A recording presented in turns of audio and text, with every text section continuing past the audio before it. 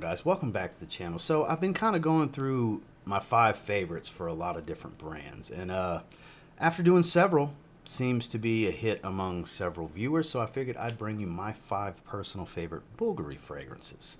You can kind of see them over my shoulder, and we're going to go through them one by one, and probably be less than 10 minutes, I would say. So let's get into it. Stay tuned.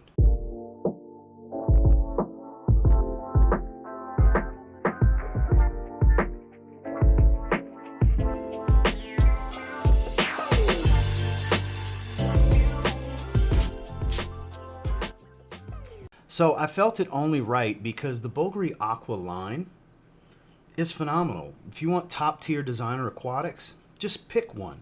And honestly, going with the original Bvlgari Aqua is a great spot to start. This is one of the best seaweed saltwater aquatics with citrus I've ever smelled. Gathering these fragrances last night, I sprayed it on my hand, which it is still faintly there. And actually, what the hell? We're going to give a little kind of quasi spritz on the hand. This is so good.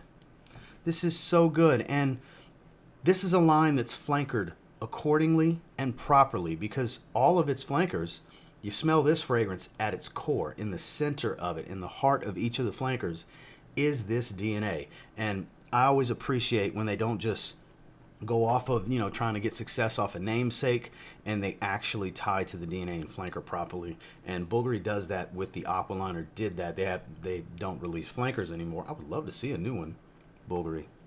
An Aqua Parfum, or Extreme, or Privé. I don't know, throwing it out there. But man, one of the all-time greats. Sure, it's not the most natural smell, but when it comes to summertime, great performing saltwater aquatics, this one's pretty hard to beat. It's Bvlgari Aqua Pour Homme. One that's highly underrated from the brand, that's quite unique. I have almost 2,000 bottles, not counting decants and samples and travel atomizers and all these different things.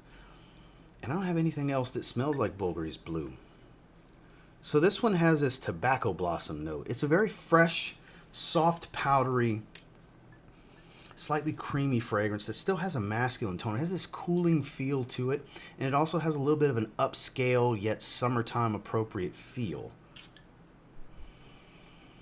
Nice and soapy as well. You gotta like a good clean fragrance. This is a very clean but unique for being fresh and clean type of fragrance. And performance, I would say, is on the average to slightly above average range, and that 6 to 8 hour range in longevity for me is what I've always experienced from it.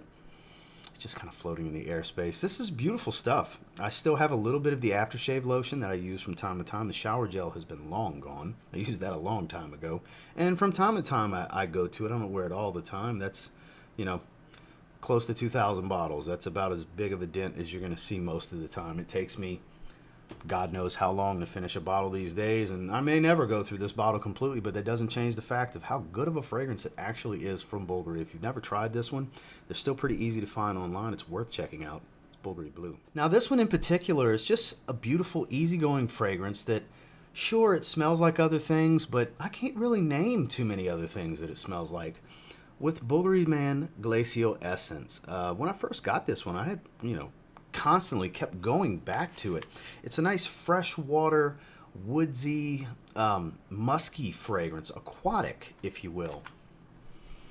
An aquatic, musky fragrance with, I think it's teak wood or something like that. Clear wood. I think it's clear wood. This fantasy note that's kind of exclusive to this fragrance, I believe, or one of the few that has it. But point being, it's very easygoing. It's an above average performer for being as fresh and versatile and easygoing as it is. It doesn't fade quickly. It's actually quite nice with all the different Bvlgari flankers. I mean, this one kind of stands taller to me than most, and for a lot of people, this might be one of the more generic ones from this line. But I don't know, it's just something about it. I very much enjoy it, and I would encourage you to check it out.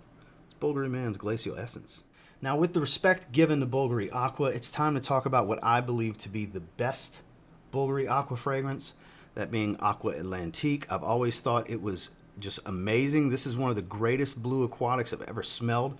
Performance is bananas on this fragrance. It's easy 9-10 hours of longevity. Projection is heavy on this one for 2 to 3 hours. Sillage is heavy on this one.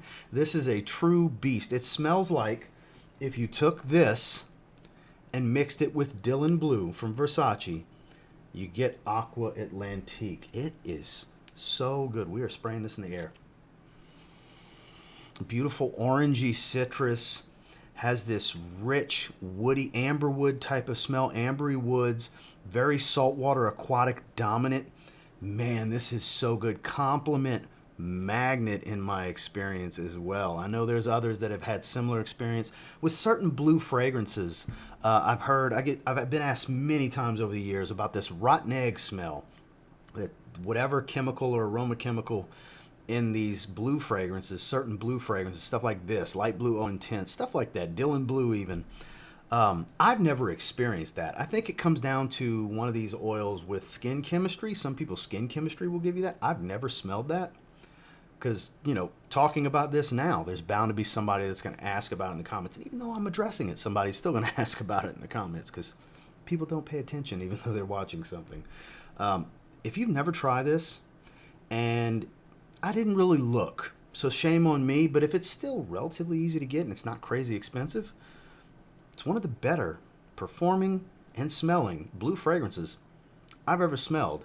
I mean, there's an argument for it being my favorite Bvlgari fragrance. I didn't rank these, but Bvlgari Aqua Atlantiqve. Now, this is long discontinued. I sprayed this one on my other hand last night.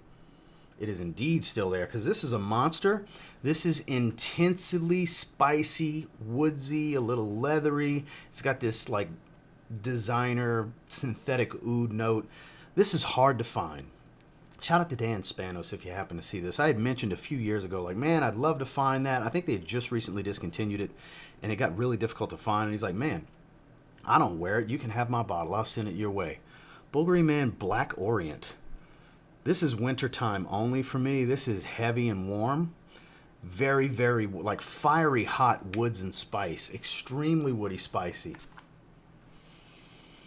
Whew, man. Super masculine, super cozy, great on a cold day. Cold evenings as well, but cold. I can't imagine wearing this for anything other than cold, which down here in Florida now, it's going to be so rare. So rare for me to do this, which, 40 degrees is actually, with the humidity, is actually pretty damn cold over here. But when I was in Colorado, I had my opportunities on those snow days, and this shine. You want to talk about warm you up. Wearing a nice thick heavyweight hoodie or crew neck with something like this, or thick bomber jacket, man, impressive performance too.